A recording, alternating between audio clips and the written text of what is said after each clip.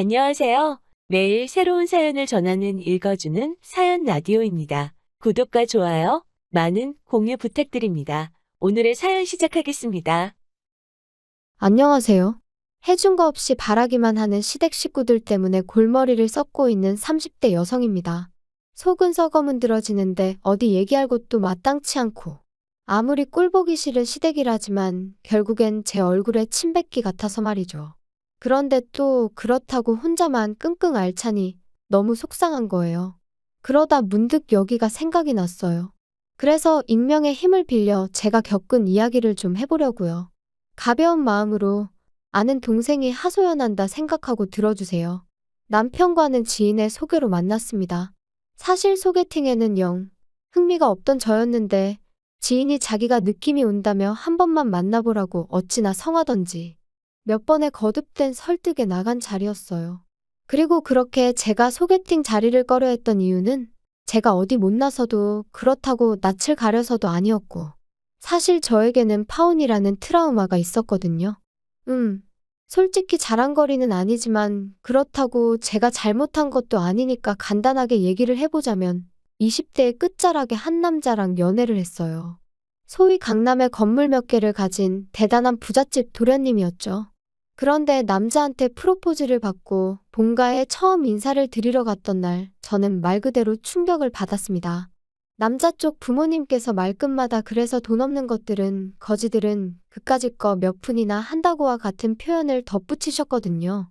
그리고 비록 저한테 직접 하신 말씀은 아니었지만 세상을 그런 눈으로 보는 분들을 제가 진심으로 존경하고 어른으로 대우해드릴 자신이 없더라고요. 그래서 이튿날 남자한테 헤어지자고 했어요. 가치관도 가정환경도 너무 달라서 우린 안 될 것 같다면서 말이죠. 남자는 제 말뜻을 끝까지 이해를 못한 눈치였지만 아무튼 그때 배웠어요. 결혼이 아무리 현실이라지만 그래도 돈이 전부는 아니라는 걸. 비록 누구 한 사람의 잘못으로 헤어진 건 아니었지만 어쨌든 그렇게 오가던 결혼 이야기가 엎어지고 나니 결혼할 팔자가 아닌가 하는 생각이 들대요. 만약 또 누군가랑 어찌저찌 시작했는데 끝이 안 좋게 끝나면 어쩌나 그런 시간 낭비는 또 하고 싶지 않다 하는 생각도 들었고요. 그래서 굳이 소개팅을 해가면서까지 누구를 만나야겠단 마음이 없었던 거예요. 그런데 지인의 설득으로 반쯤 어거지로 나간 자리에서 만난 남편에게는 뭐랄까, 첫눈에 반했다고 말하기는 어려운데 왠지 이 사람이랑 결혼하게 될지도 모르겠다는 예감이 딱 오더라고요. 지금도 그 이유가 뭐였을까 생각하면 한마디로 정의하긴 어려운데 서글서글한 인상과 믿음직스러운 말투 때문이었나 싶기도 하고 그리고 역시나 제 예감대로 저희는 연애를 시작한 지 1년 만에 부부의 연을 맺게 되었죠. 친정과 비교하면 시댁의 형편은 한마디로 어려웠어요.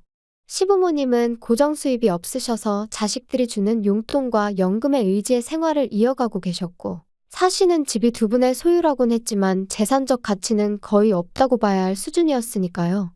하지만 당시에 저에겐 그게 그렇게 문제되는 일은 아니었습니다. 저는 이미 결혼에 있어서 돈이 다가 아니다라는 나름의 신념이 있었으니 남편이 저를 얼마나 위해주는지 그리고 시부모님의 인격이 어떠한지가 유일한 관심사였거든요. 그리고 다행이랄지 남편은 그런 면에 있어서는 정말 제 기준에 딱 들어맞는 사람이었어요. 매사 제 의견을 존중해 주었고 제 일이라면 두 팔 걷고 나서주는 사람이었으니까요. 그런데 문제는 시부모님이셨습니다. 아니, 정확히 말하자면 당시에 시부모님과 마주할 기회가 별로 없던 게 문제였지요. 처음 시댁에 인사를 드리러 갔던 날 그리고 상견례 날 정확히 2번이었어요. 그리고 그 2번 다 제 나름대로 두 분을 파악해 보려고 했지만 동시에 어쨌든 제 자신도 괜찮은 며느리감인 걸 어필하려고 노력하다 보니 제대로 판단 미스를 해버렸거든요. 친정부모님은 한 번에 파혼을 겪은 딸이 다시 결혼을 하겠다고 나선 것만으로도 무척이나 감격스러워 하셨습니다. 그래서 친정부모님도 저와 마찬가지로 남편 쪽 사정을 크게 문제 삼지 않으셨지요. 물론 저희 쪽에서 3억을 지원하겠다 했을 때 시부모님께서 우리는 2천만 원밖에 못 해준다 하시니 좀 당황해 하셨지만 그래도 결혼 이야기는 그대로 진행이 되었습니다. 친정에서 해주신 돈에 제가 모아두었던 돈을 더해 집을 구했고 남편이 따로 모아둔 돈 5천으로 결혼 비용과 혼수 등을 부담했지요. 그런데 결혼한 지 1년 만에 알게 된 사실은 황당하기 짝이 없었습니다. 시부모님께서 해주셨다는 2천만 원을 알고 보니 남편이 제 뒤에서 몰래 갚아드리고 있었으니까요. 게다가 설상가상으로 남편이 기껏 한다는 소리가 사실 자기는 결혼할 때 비록 반지하에서 시작하더라도 양쪽 부모님들께 손을 벌리고 싶지는 않았답니다. 그런데 저희 친정부모님이 워낙 완강히 도움을 주시겠다 하시니 자기가 시부모님한테 부탁을 드렸었대요. 아들 체면을 생각해서라도 얼마라도 좀 보태달라면서 말이죠. 그리고 며칠 뒤 시부모님이 2천을 만들어주셔서 정말 감사한 마음이었는데 결혼하고 얼마 지나지 않아 시부모님이 남편을 따로 불러 그 2천만 원을 갚으라고 하시더랍니다. 참고로 남편은 대학교 1학년 때부터 시부모님께 매달 30이고 50이고 보내드렸대요. 군대 갔을 때를 제외하곤 한 번도 빼먹지 않고 말이죠. 그런데 그런 아들이 장가를 가는데 2천이 적다는 건 아닙니다만 그래도 굳이 그 2천까지 갚으라고 하셨다니 정말 듣는 내내 속상했어요. 아무튼 남편 말이 그래도 어쨌든 자기 부모님이니 그런 이야기를 저에게 하기가 참으로 쪽팔리더랍니다. 그래서 어떻게든 자기 선에서 해결을 해보려고 했다는데 그런 남편에게 제가 무슨 말을 해줄 수가 있었겠어요? 그저 안타까운 마음뿐이었지요. 게다가 남편이 그렇게 소가리를 하는 동안 시부모님께선 걸핏하면 없는 형편에도 있는 힘껏 도와주신 거라며 생색을 참으로 많이 내셨거든요. 그래서 조금 의외의 행동을 하신다던가 까놓고 말해서 정말 실망스러운 모습을 보이셨을 때도 어떻게든 좋은 쪽으로 생각하고 존중해드리려고 했는데 더는 그렇게 생각하긴 어렵겠다 싶더라고요. 그런데 문제는 그게 다가 아니었어요.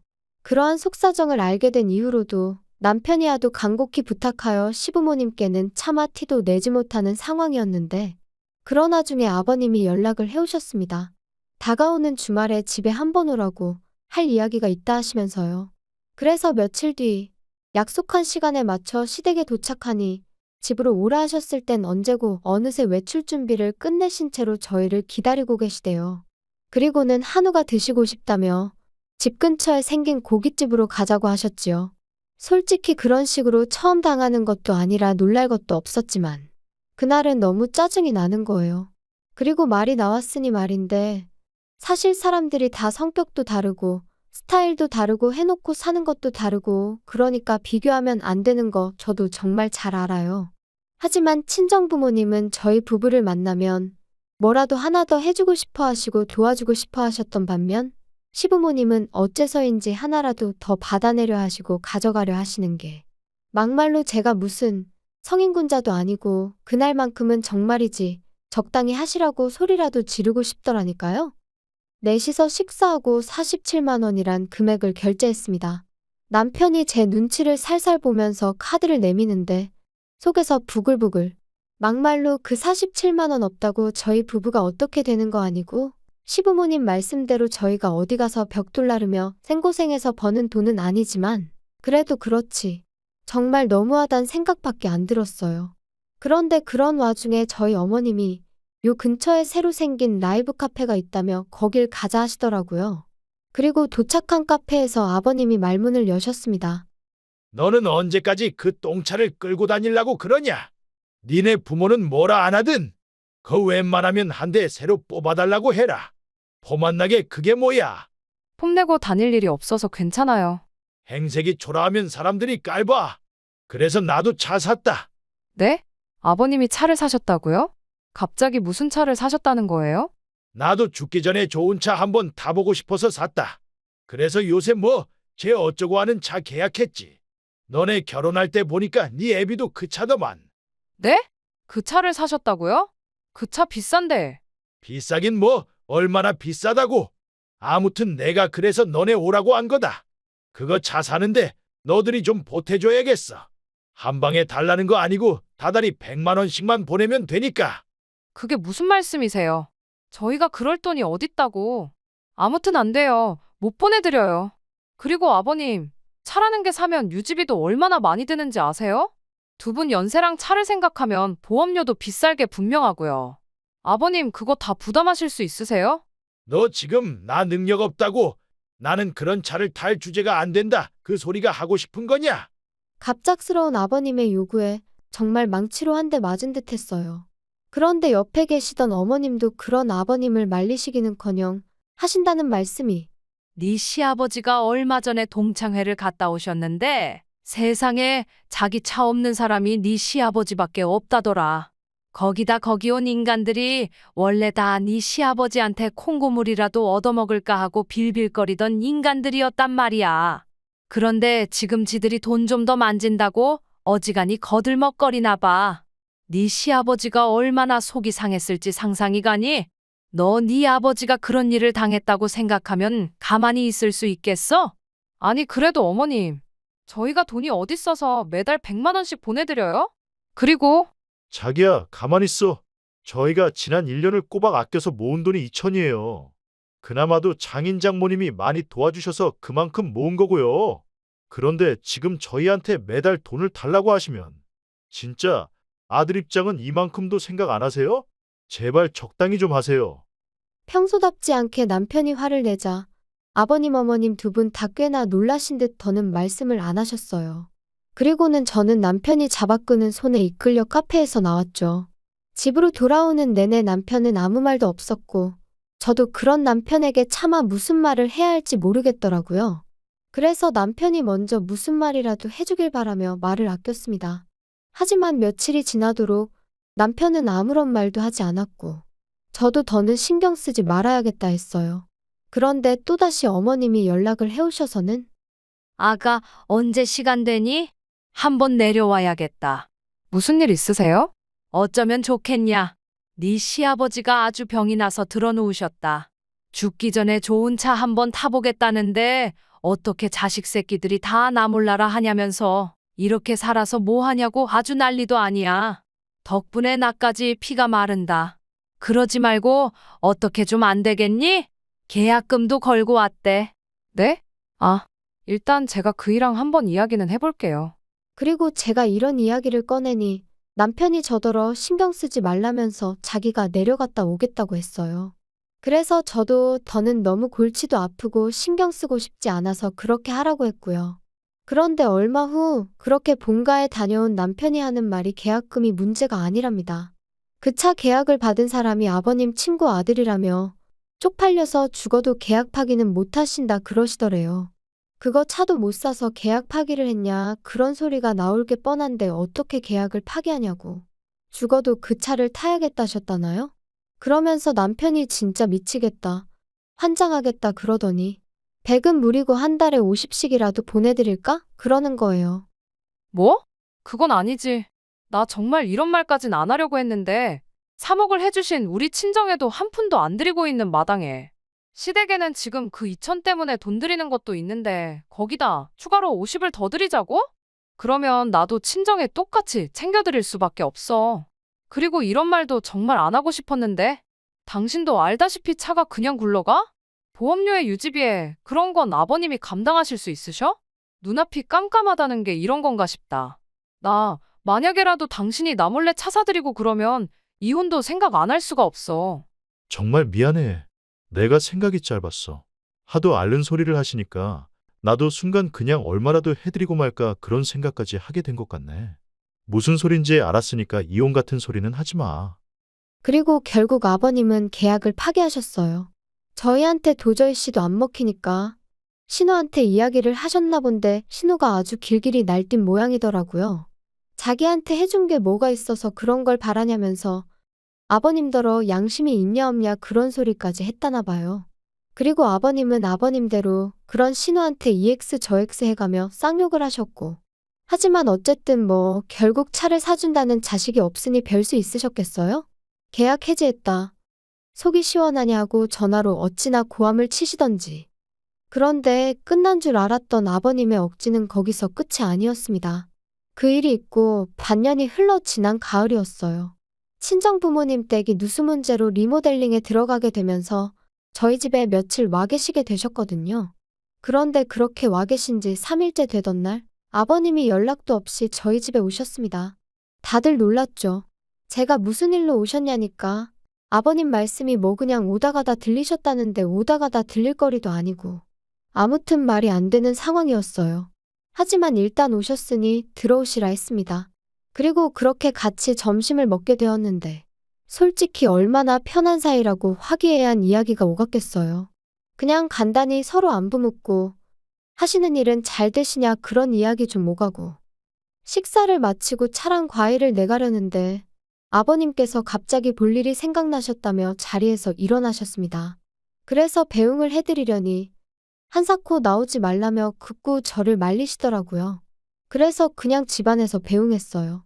그리고 아버님이 떠나시고 얼마 지나지 않아 친정아버지께서도 근처에서 지인분과 약속이 있으시다며 자리에서 일어나시더라고요. 그런데 아니, 앞만 찾아도 차키가 없어졌다고 그러시는 거예요. 어머니랑 저는 잘 좀 찾아보시라고 집안에 있던 차키가 어디 갔겠냐고. 그리고 그때부터 온 집안을 샅샅이 뒤졌는데 정말 차키의 발이라도 달렸는지 도무지 못 찾겠더군요. 그래서 혹시 주차하고 차 주변에 흘린 거 아니냐 해서 집 밖으로 나왔는데 아니 아파트 단지를 몇 바퀴를 돌아도 아버지 차가 안 보이는 게 미치고 팔짝 뛴다는 게 이런 건가 싶은 거예요. 그래서 결국 일단 신고부터 하자 해서 경찰서에 차 도난 신고를 했습니다. 그리고 바로 다음 날이었어요. 친정부모님과 아침 식사를 마치고 어디 모시고 바람이나 쐬고 올까 하는 와중에 모르는 번호로 연락이 와서 받으니 경찰이었습니다. 저희 아버지 차를 찾았다면서 일단 경찰서로 오라고 하더라고요. 그리고 그렇게 찾은 경찰서에는 다름 아닌 시아버지께서 초조한 얼굴을 하고 계셨지요. 아버님이 여기 왜 계세요? 아니, 이게 다 무슨 일이에요? 아버지 설마 장인어른 차를 가져가신 거예요? 아는 분이세요? 이분이 어제 도난 신고된 김영수 씨 차량으로 과속하다 경찰에 잡혔습니다. 네. 아버님, 도대체 왜 그러셨어요? 아버지, 사돈 차를 보고 나니까 그냥 갑자기 성질도 나고 이게 다 니들이 차를 안 사줘서 그런 거 아니냐? 에이씨, 재수가 없으려니까. 어르신, 말씀을 그렇게 하시면 안 되죠. 지금 이거 범죄예요. 범죄.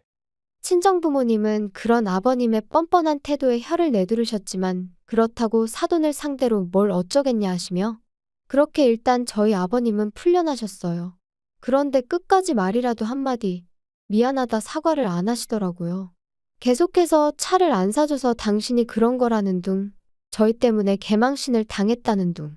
정말이지 남편을 생각해서라도 어떻게든 좋게 넘어가려고 했는데 도무지 답이 안 나온다 싶대요.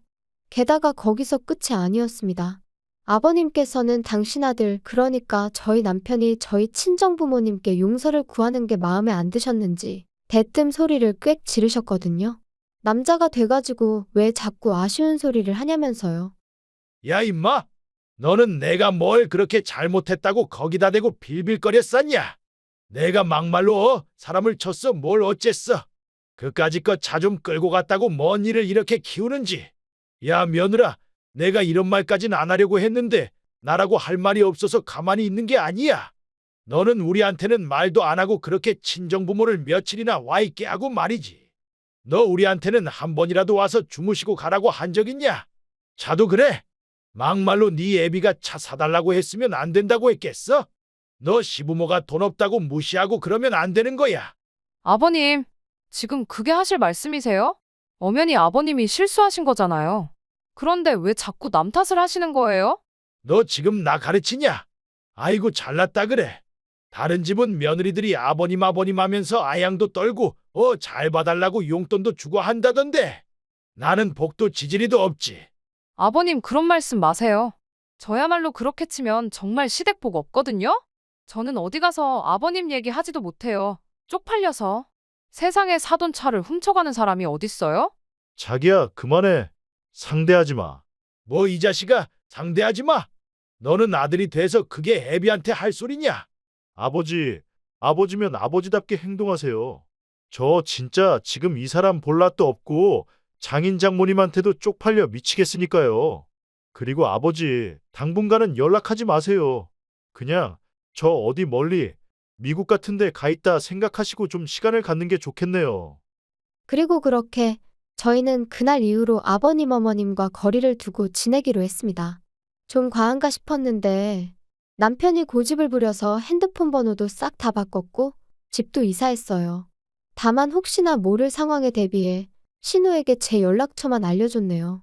참고로 신우는 저희 입장도 시부모님 입장도 어느 정도는 이해하면서 동시에 기약 없이 자기만 자식 노릇을 하게 되는 건 아닌지 아는 그런 걱정을 하는 티가 나더라고요. 그래도 뭐 어쩌겠어요.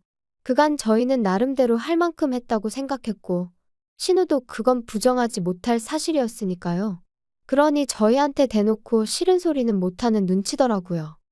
솔직히 처음엔 그래도 시부모님인데 이렇게까지 하는 게 옳은 걸까 하는 생각도 아닌 게 아니라 몇 번이나 들긴 했어요.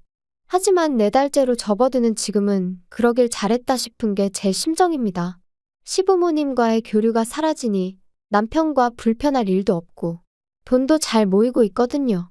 남편에겐 이 말까진 안 했지만 그간 시부모님이 어지간히 뜯어가셨구나 하는 게 새삼 실감날 정도로 말이죠. 그래서 솔직히 마음 한켠에는 그래도 어쨌든 남편에겐 세상에 하나뿐인 부모님인데 교류하며 살라고 설득이라도 해야 하는 거 아닐까 하는 생각이 있었는데 그러지 않으려고요. 그렇게 되면 보나마나 또 제가 어마어마한 스트레스를 받을 것 같아서요. 그래서 그냥 흘러가는 대로 어떻게든 되겠지 하는 마음으로 내버려 두렵니다. 아버님이 혹시 먼저 손을 내미신다면 그땐 뭐 달리 생각해 볼 수도 있겠지만요. 아무튼 가족이라고 무조건 다 이해하고 품어주고 그럴 필요는 없다. 제가 저희 아버님을 겪으며 내린 결론입니다. 가족도 가족 나름이라는 말, 참 이상하다 생각했는데 먼저 겪어본 사람들이 있으니 그런 말도 나왔다 싶고요. 아무튼 어떻게 마무리를 지어야 하나 싶은데. 그래도 남편 하나는 정상이니 다행인 거겠죠? 긴 이야기 들어주셔서 감사합니다. 오늘의 사연은 여기까지입니다. 구독과 좋아요, 알람 설정해주시면 앞으로 더 좋은 사연으로 찾아오겠습니다. 감사합니다.